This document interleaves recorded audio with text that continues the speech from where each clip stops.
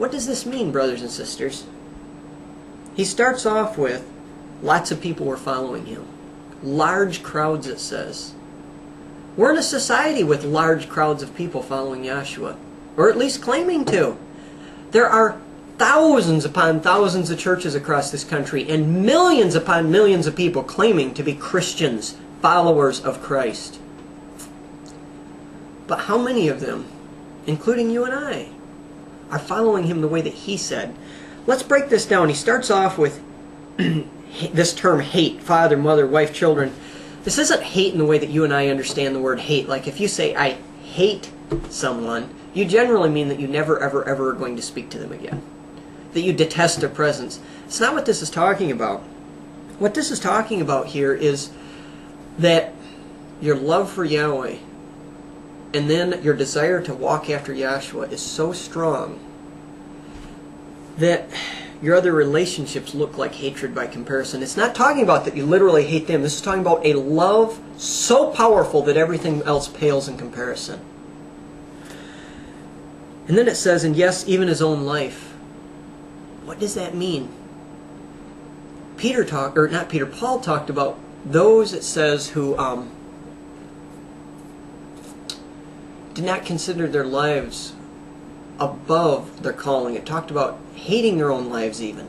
And it's not hatred in the sense of, once again, self-loathing. It's in the sense that you have found something so valuable that you will give up absolutely anything that's necessary to grasp what you have found. So then look at the examples he gave. He says, suppose one of you wants to build a tower. Will he not first sit down and estimate the cost? So what is he talking about here? He's talking about following him. Remember that. And what he's doing is he's warning you. Do not make this decision flippantly. Why? Because it's going to cost you everything.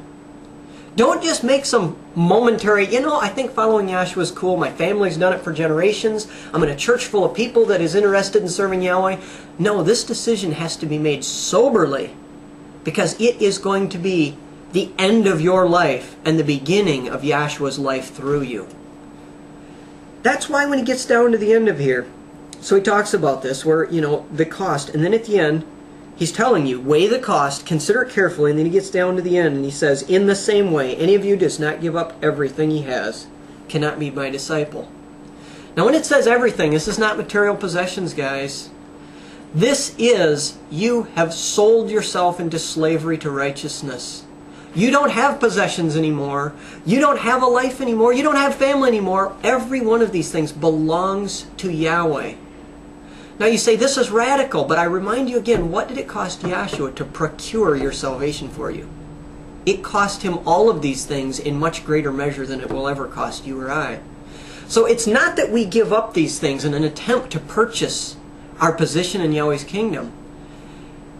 It's more something like a poker game. Yahshua went all in this poker game. He took his entire pile of chips and slid it over the middle. And he's all in.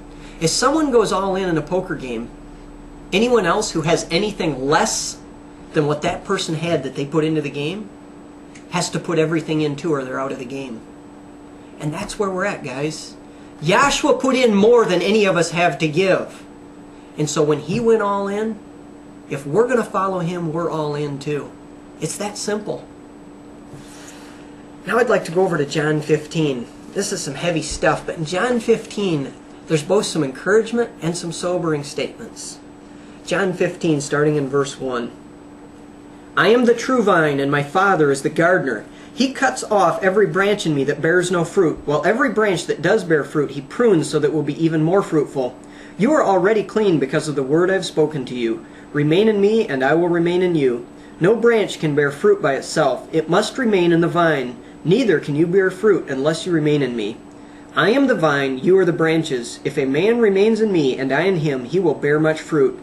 Apart from me, you can do nothing. If anyone does not remain in me, he is like a branch that is thrown away and withers.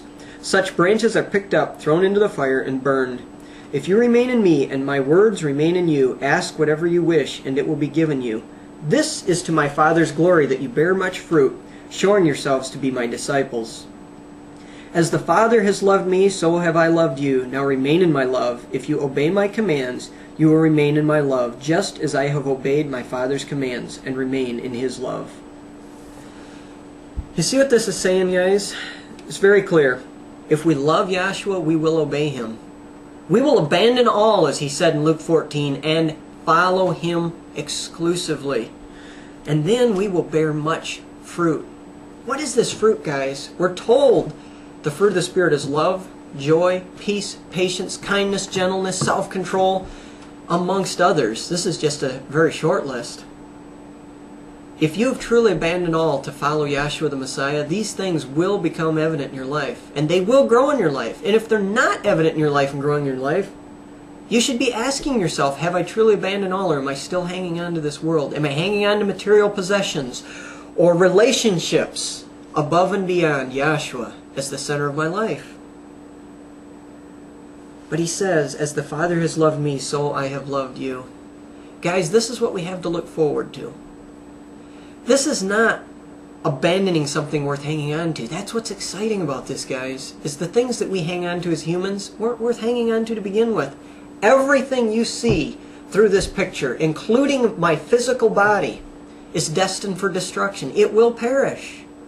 We have traded perishable, worthless possessions for imperishable possessions when we choose to follow Yahshua. So I'm asking you now, are you willing and are you ready to abandon all and follow Yahshua with every ounce of energy you've got?